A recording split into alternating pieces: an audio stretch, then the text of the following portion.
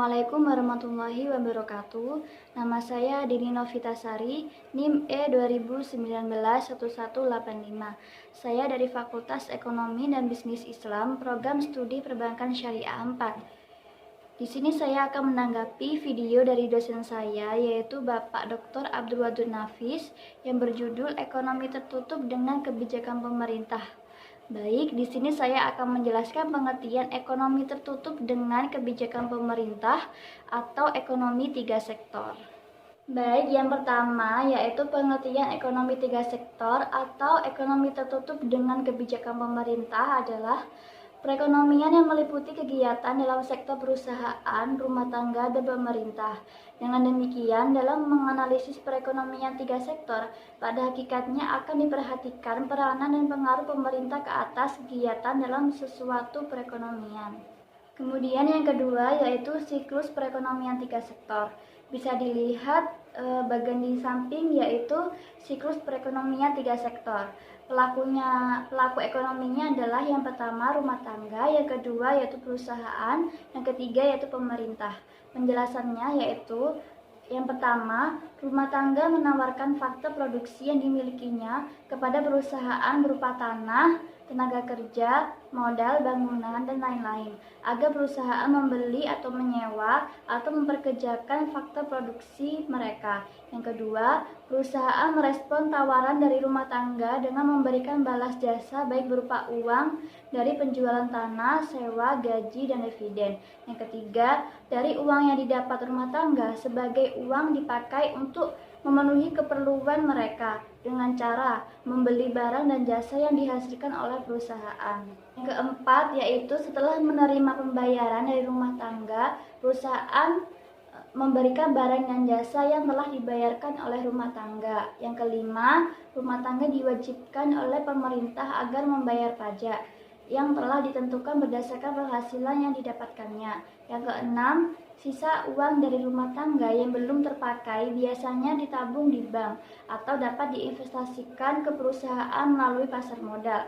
Yang ketujuh, pemerintah melakukan pembelanjaan negara dengan menggunakan uang pajak dari rumah tangga untuk membeli barang-barang atau public service untuk dipakai bersama oleh masyarakat.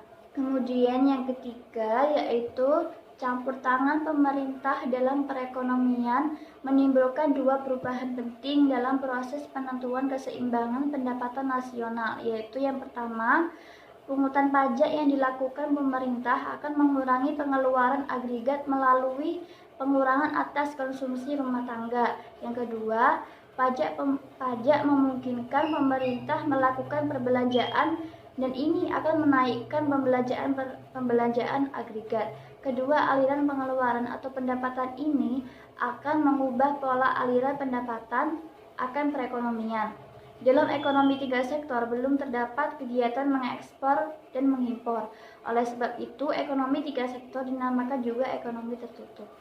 Kemudian yang keempat yaitu campur tangan pemerintah dalam perekonomian akan menimbulkan tiga jenis aliran baru dalam sirkulasi aliran pendapatan.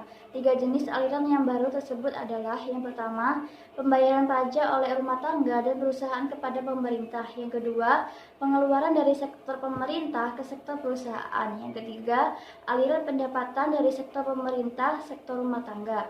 Kemudian yang kelima yaitu pendapatan yang diterima oleh rumah tangga akan digunakan untuk tiga tujuan, yaitu yang pertama ditabung atau S, yang kedua membayar pajak atau T. Dalam keseimbangan berlaku persamaan Y sama dengan C plus I plus G, sedangkan tiap tingkat pendapatan nasional berlaku Y sama dengan C plus S plus T. Kemudian yang ketiga yaitu membiayai konsumsi atau C. Kemudian yang keenam yaitu syarat keseimbangan. Penawaran agregat atau AS dalam perekonomian yang tidak melakukan perdagangan atau AS sama dengan Y, sehingga pada keseimbangan pendapatan nasional berlaku persamaan C plus I plus G sama dengan C plus S plus T. Apabila C pada setiap ruas dikurangkan, maka berlaku I plus G sama dengan S plus T, yaitu I plus G adalah suntikan sedangkan S plus T adalah bocoran. Kemudian yang ketujuh yaitu pajak langsung dan pajak tidak langsung. Pajak langsung adalah pajak yang harus ditanggung sendiri oleh wajib pajak yang bersangkutan dan tidak dapat dialihkan kepada pihak lain. Dengan kata lain, pajak langsung harus dibayar sendiri oleh wajib pajak dan tidak dapat diwakilkan. Sedangkan pajak tidak langsung adalah pajak yang bebannya dapat dialihkan kepada pihak lain. Dengan kata lain, pembayarannya dapat diwakilkan kepada pihak lain.